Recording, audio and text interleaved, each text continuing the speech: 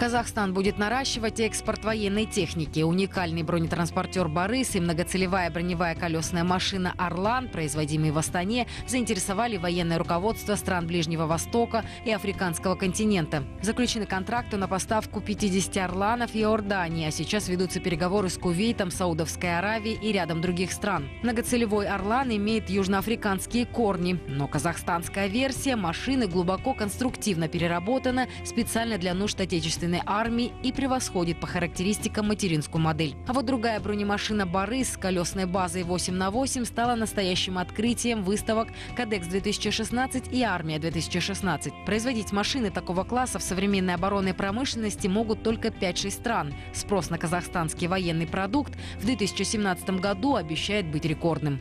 Машины наши отвечают всем тем требованиям, которые представляет НАТО, которые представляет российская вооруженная промышленность, которые представляют наши вооруженные силы. То есть машины отвечают самым последним требованиям. К слову, всего за год работы современного предприятия вооруженные силы Казахстана уже получили более 100 современных бронированных машин.